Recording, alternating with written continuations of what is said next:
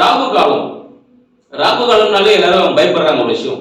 ராகு காலத்தை எதுவுமே செய்ய மாட்டேன், யமகண்டத்தை எதுவுமே செய்ய மாட்டேன், பெரிய பிரச்சனையில மாட்டிப்போம், அதை செய்யக்கூடாது அப்படின்னு சொல்லிட்டு. ராகு காலம் எல்லாருக்குமே பாத்தீங்கன்னா தவறான விஷயங்கள் செய்யுமான்னு கேட்டீங்கன்னா செய்யாது. ராகுனாலே பெருக்கக்கூடிய ஒரு விஷயங்கள் அப்படின்னு சொல்லுவோம். கேதுனாலே சுருக்கக்கூடிய ஒரு விஷயங்கள். ஏன்னா யமகண்டத்தை ஒரு விஷயம் செஞ்சீங்கன்னா அந்த விஷயங்கள் சிலதா பழிக்காது. ஆனா வந்து நீங்க படிக்க போனீங்கன்னா சூப்பரா இருக்கும்.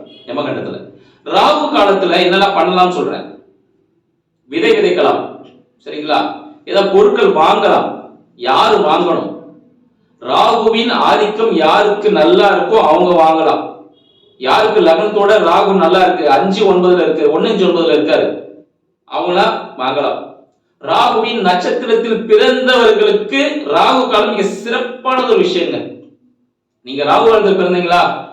ராகு அந்த காலத்துல பிறந்த ராகுவோட நட்சத்திரமான திருவாதிரை, சதயம், சுவாதி நட்சத்திரத்தில் பிறந்தவர்கள் கண்டிப்பாக ராகு காலத்தை பயன்படுத்துங்க.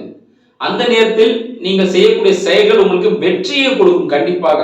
ஏன்னா எல்லாருக்குமே ராகு வந்து ஒரு பிரம்மாண்டத்தை கொடுக்குமா கொடுக்காது. ஆனா இவங்களுக்கு ராகு காலம் கண்டிப்பாக, ராகுவின் நட்சத்திரத்தில் பிறந்தவர்களுக்கு இந்த ராகு காலம் சிறப்பா இருக்கும்.